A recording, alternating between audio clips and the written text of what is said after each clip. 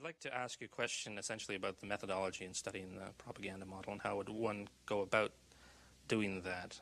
Well, there are a number of ways to proceed. One obvious way is to try to find more or less paired examples. History doesn't offer true controlled experiments, but it often comes pretty close. So one can find atrocities or abuses of one sort that on the one hand are committed by official enemies and on the other hand are committed by friends and allies or by the favored state itself, by the United States in the U.S. case. And the question is whether the media accept the government framework or whether they use the same agenda, the same set of questions, the same criteria for dealing with the two cases as any honest outside observer would do. If you think America's involvement in the war in Southeast Asia is over, think again. The Khmer Rouge are the most genocidal people on the face of the earth. Peter Jennings reporting from the killing fields, Thursday. I mean, the great act of genocide in the modern period is Pol Pot, 1975 through 1978. That atrocity, I think it would be hard to find any example of a comparable outrage and outpouring of fury and so on and so forth. So that's one atrocity. Well, it just happens that in that case, history did set up a controlled experiment. Have you ever heard of a place called East Timor? Can't say that I have. Where? East Timor? Nope. No, huh?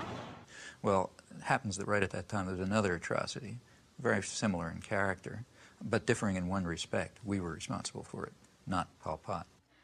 Hello, I'm Louise Penny, and this is Radio Noon.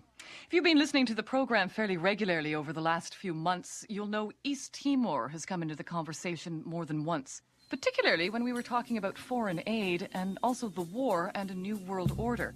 People wondered why, if the UN was serious about a new world order, no one was doing anything to help East Timor.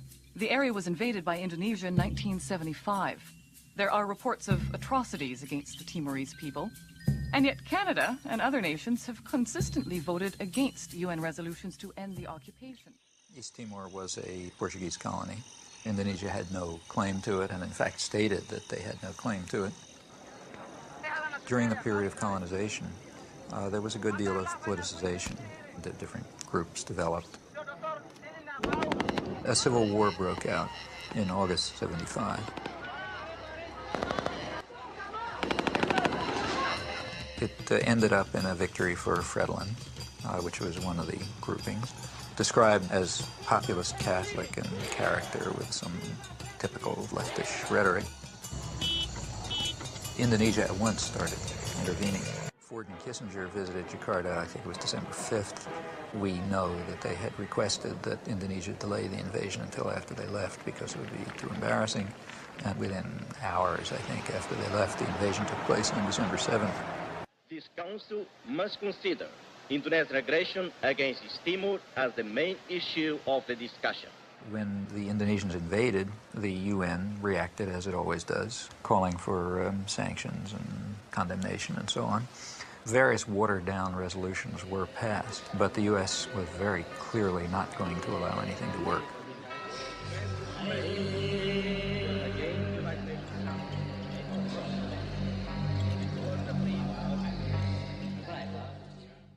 By 1978, it was approaching really genocidal levels. The church and other sources estimated about 200,000 people killed. The U.S. backed it all the way. The U.S. provided 90% of the arms. Right after the invasion, arms shipments were stepped up. When the Indonesians actually began to run out of arms in 1978, the Carter administration moved in and increased arms sales. And other Western countries did the same. Canada, England, Holland, and everybody who could make a buck was in there trying to make sure they could kill more Timorese.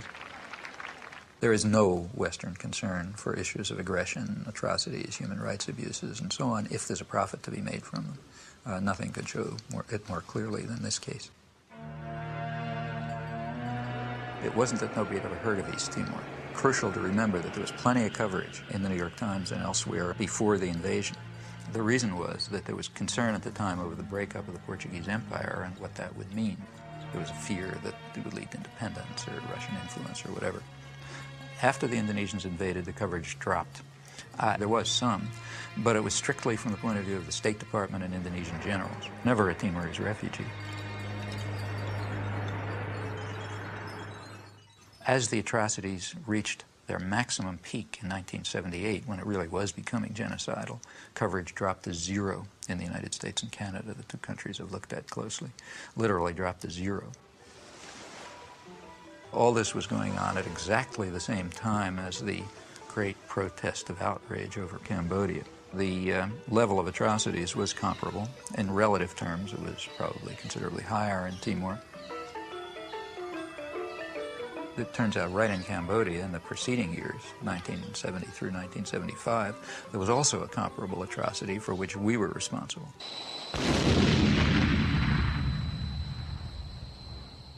The major U.S. attack against Cambodia started with the bombings of the early 1970s. They reached a peak in 1973, and they continued up till 1975. They were directed against inner Cambodia. Very little is known about them because the media wanted it to be secret. They knew it was going on, they just didn't want to know what was happening. The CIA estimates about 600,000 killed during that 5-year period, which is mostly either U.S. bombing or a U.S.-sponsored war. So that's pretty significant killing. But also the conditions in which it left Cambodia were such that high U.S. officials predicted that about 1 million people would die in the aftermath just from hunger and disease because of the wreckage of the country. Pretty good evidence from U.S. government sources and scholarly sources that the intense bombardment was a significant force, maybe a critical force in building up peasant support for the Khmer Rouge, who before that were a pretty marginal element. Well, that's just the wrong story. After 1975, atrocities continued, and that became the right story, because now they're being carried out by the bad guys. Well, it was bad enough. In fact, current estimates are that, well, you know, they vary. I mean, the CIA claimed 50 to 100,000 people killed, and maybe another 1 million or so who died one way or another. Michael Vickery is the one person who's given a really close, detailed analysis.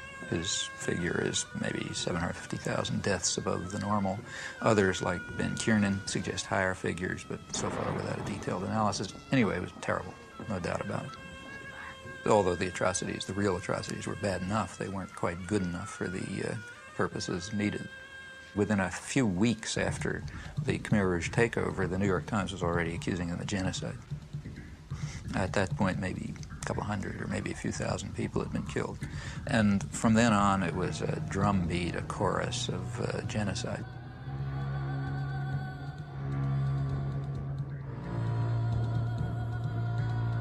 The big bestseller on Cambodia, Pol Pot, is called Murder in a Gentle Land.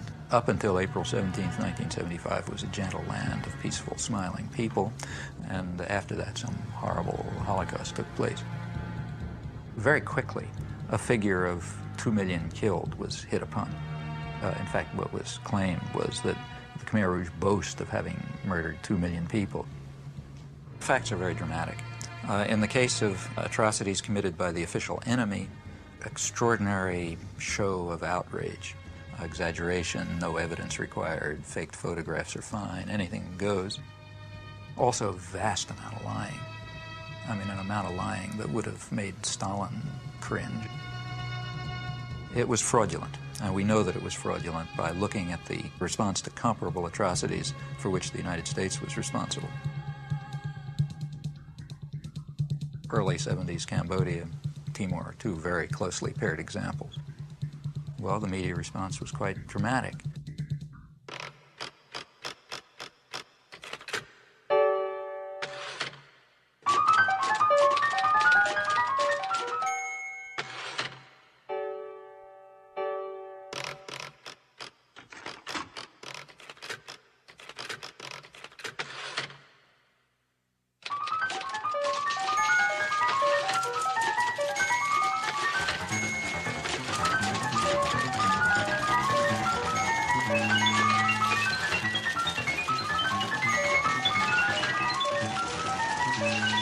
Back in 1980, I taught a course at Tufts University.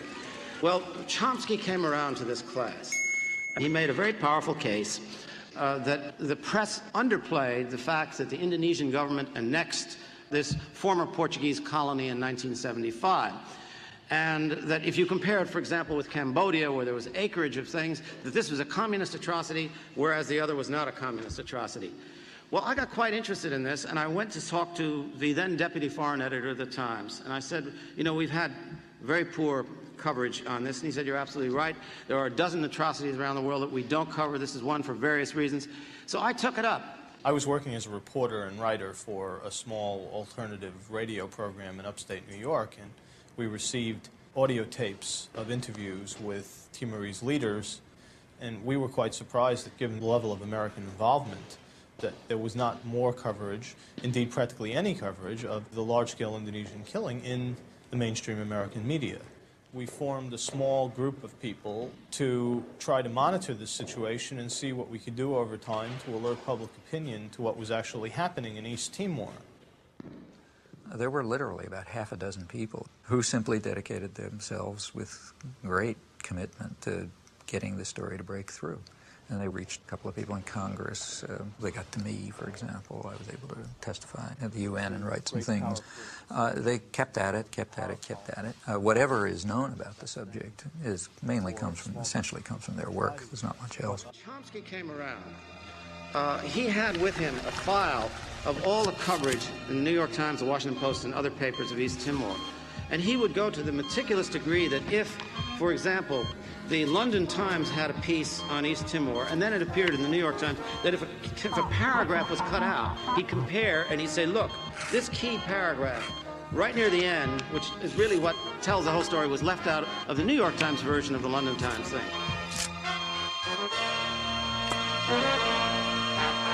There was a story in the London Times which is pretty accurate. The New York Times revised it radically.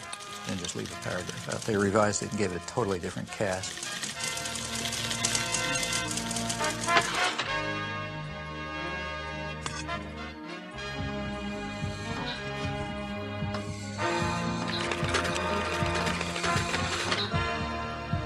It was then picked up by Newsweek, giving it the New York Times cast. It ended up being a whitewash, whereas the original was an atrocity story. So I said to Chomsky at the time, I said, well, it may be that you're misinterpreting ignorance, haste, deadline pressure, etc., for some kind of determined effort to suppress an element of the story. He said, well, if it happened once or twice or 3 times, I might agree with you. But if it happens a dozen times, Mr. Meyer, I think there's something else at work.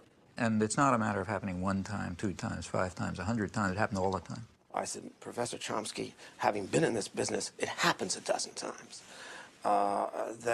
These are very imperfect institutions. When they did give coverage, it was from the point of view of, it was a whitewash of the United States. Now, you know, that's not an error.